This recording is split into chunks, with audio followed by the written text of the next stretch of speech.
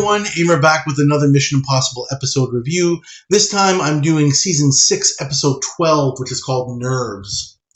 So this one begins with an army general coming to a prison and getting a call from a guy named Wendell Hoyes, who tells him that he'll accept the release of his brother Cayman in exchange for a canister of gas he has stolen. The general says he can't make such a deal, but the agitated and seemingly unstable Wendell says he better find somebody who can, and if they don't accept when he makes his next call at 2 p.m. tomorrow, then a lot of people are going to die. Wendell admires his canister as he heads back to his truck, where his henchman Tully awaits. Meanwhile, in the prison, the general and the warden are glumly told by the doctor that Cayman Hoyes has had 2 heart attacks and is unlikely to survive the night, putting things in a real fix. Jim heads to the beach for instructions using some spy speak with a fisherman to get it. The mission, what Wendell has stolen is a deadly nerve gas that was due to be destroyed for its lethality, and the IMF must recover the canister safely.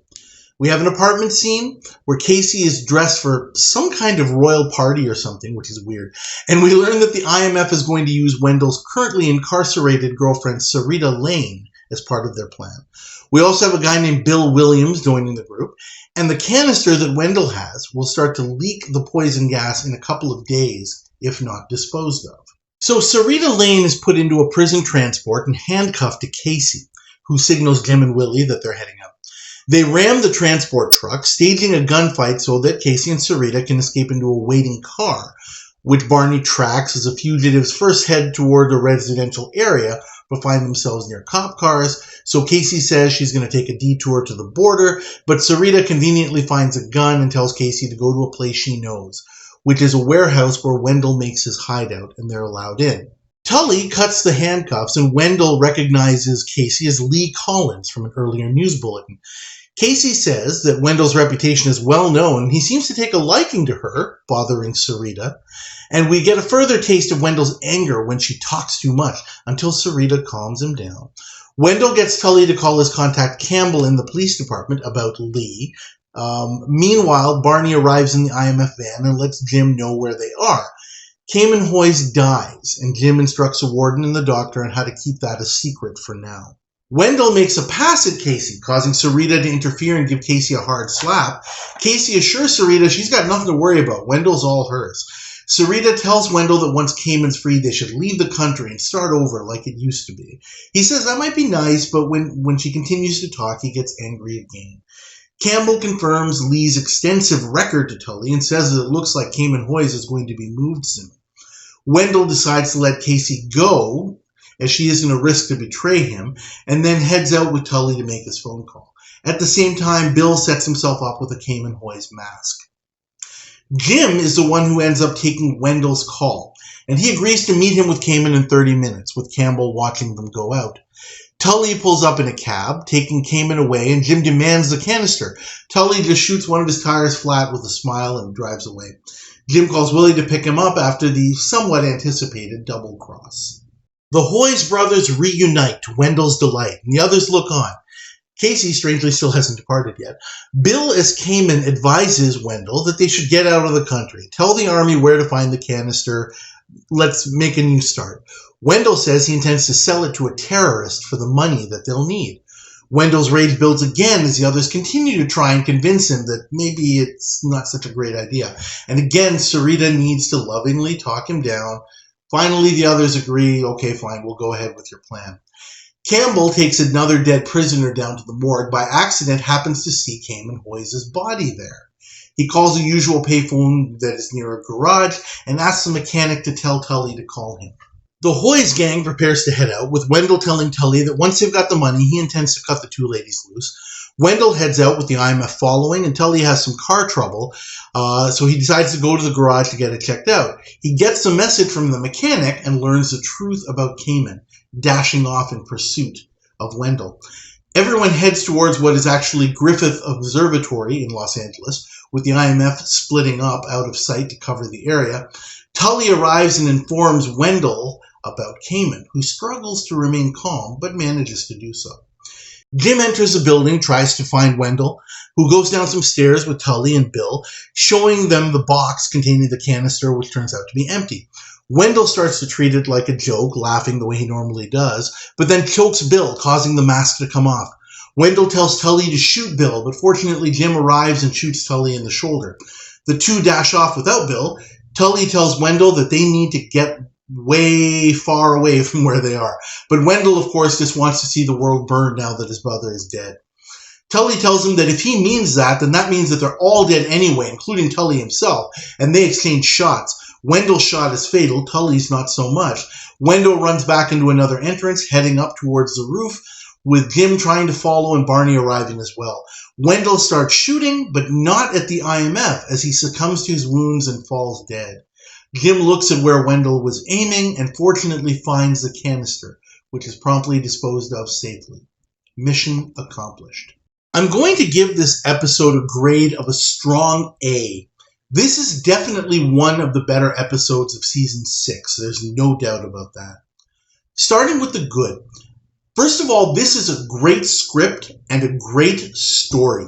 The plot keeps you wondering what's going to happen up until the very end. There's nothing in the least that kind of gives anything away in any of the dialogue or any of the action or any of that.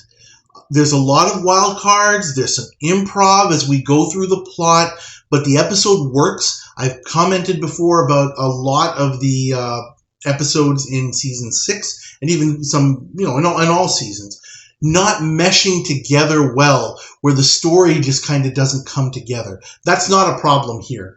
This episode, doesn't have any of the kind of unusual or out of the blue contrivances that a lot of the episodes suffer from.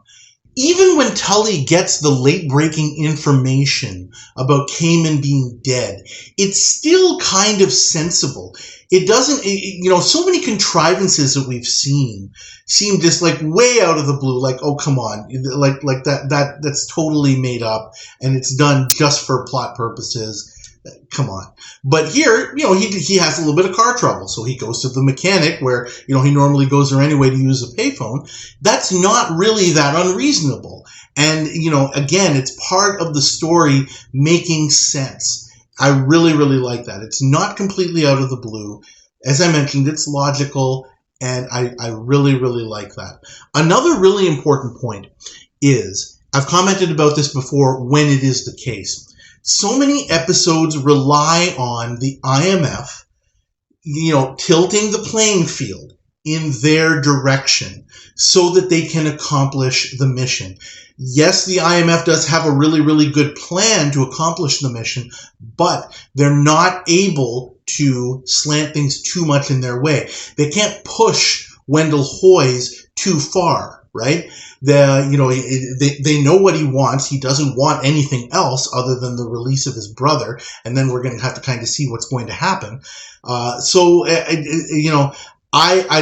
like that. They're not quite on an even playing field, but it's certainly not a real tilted playing field, as it so often is, especially in these later seasons. What an outstanding bunch of guest stars we have here.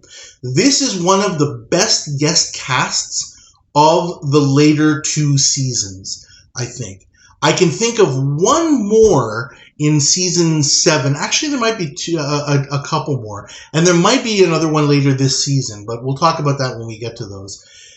You've got Christopher George, and if you didn't realize this by now, that's Linda Day George's real-life husband. Okay, Chris George is the one who played Wendell Hoyes in this episode. That's why they kind of have some good chemistry.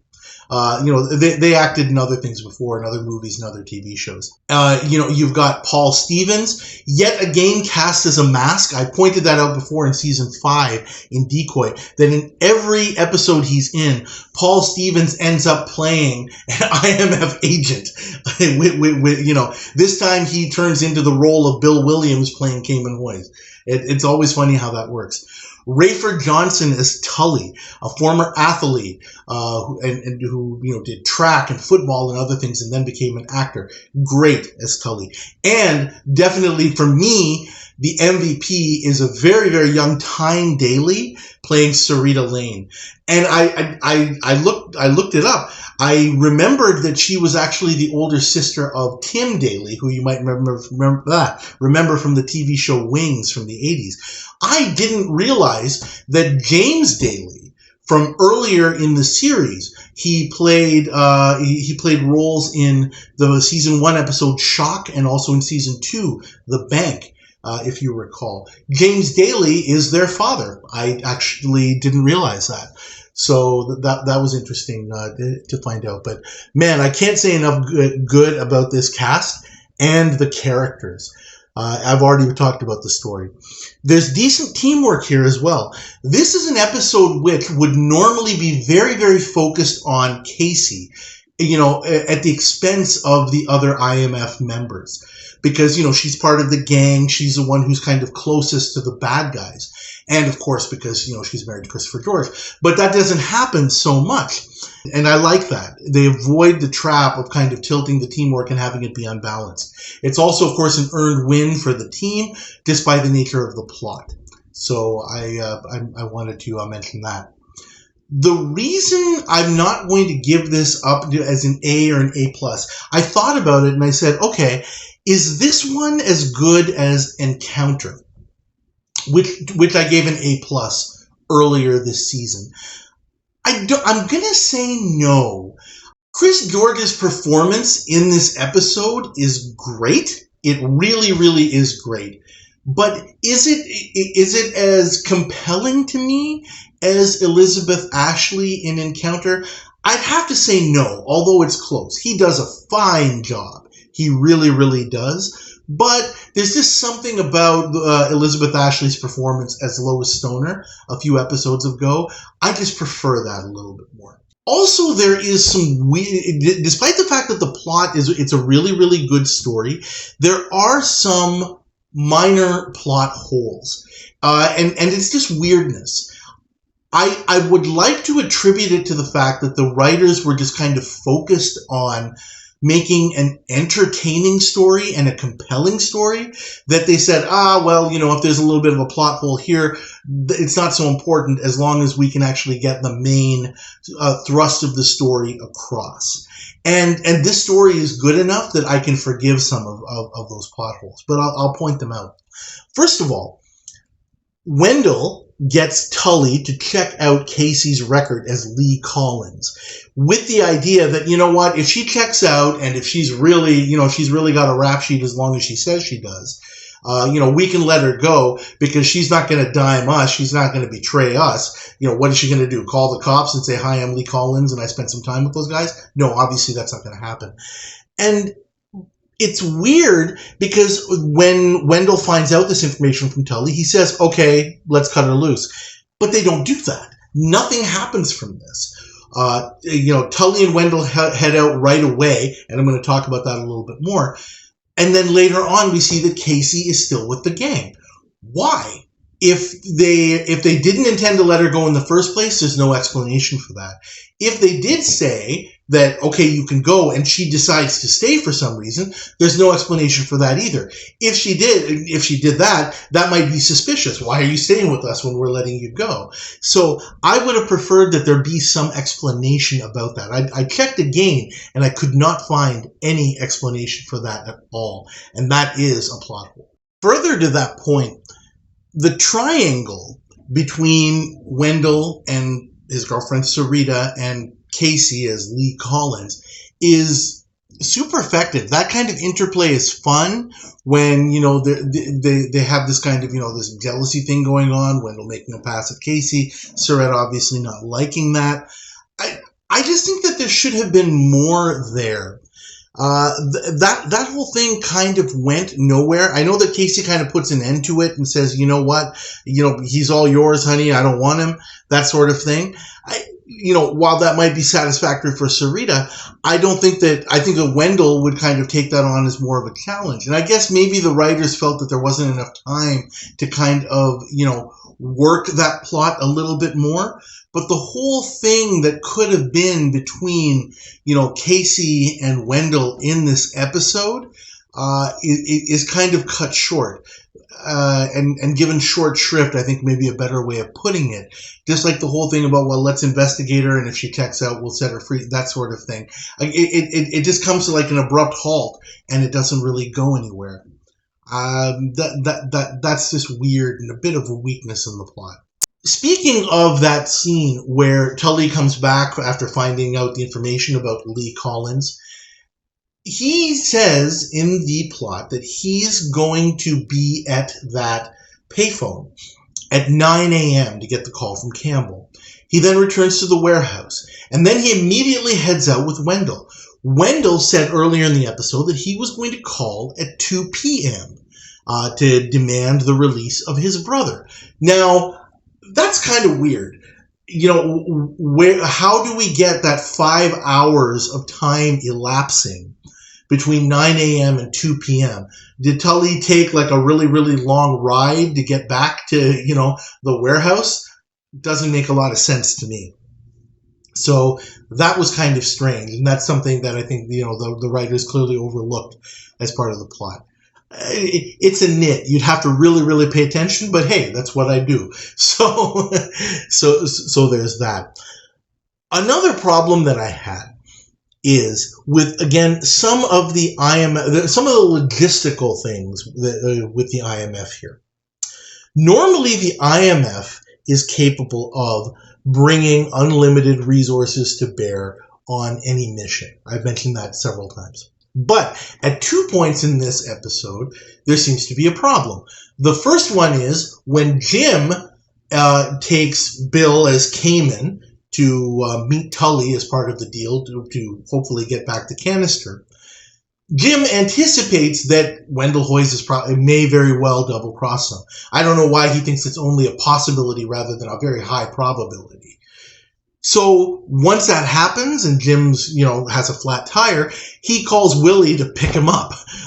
And I'm like, Jim, you know, couldn't you have had Willie, like, you know, a quarter mile down the road or something like that, figuring that something like that was going to happen? Well, you know, Willie's still in the van with Barney, you know, for absolutely no reason. You know, I think, you know, they could have saved some time had Willie been at least nearby, because I think that that's something that Jim should have been able to anticipate and prepare for better. The other thing is, when Wendell and Tully head out in separate vehicles, towards the end of the episode, the IMF has one van obviously stationed there so that they can listen in on what's going on inside the warehouse. And Jim says when Wendell heads out with the others, excluding Tully, we got to follow them. Let's not worry about Tully right now. Why couldn't the IMF have just brought a second van? You know, again, had they had that extra vehicle, all it would have cost was one extra car. You know, for the production. And then that could have been the car that Willie could have used to pick Jim up. And it could have been the car that said, Willie, you stay here and you follow Tully. You know, how much of a problem would that have been? We see Jim with a different color convertible in, you know, the cold open of so many shows. Come on, one extra car isn't going to completely, you know, destroy the budget, is it? Yeah, anyway. Those are nits. I'm just pointing those out, and again, I really do feel that they're just minor plot holes. They're nits, and again, the continuity and some of these little niceties were sacrificed for the sake of making an entertaining story, and the writers and producers certainly did accomplish that. So I am very, very comfortable with my grade of A in this particular case, and I'm going to leave it at that. Thank you all for watching. As always, please like this episode review video. Please subscribe to my channel if you haven't already. And please leave your comments about this and other episodes. Thank you again, and I will see you next time.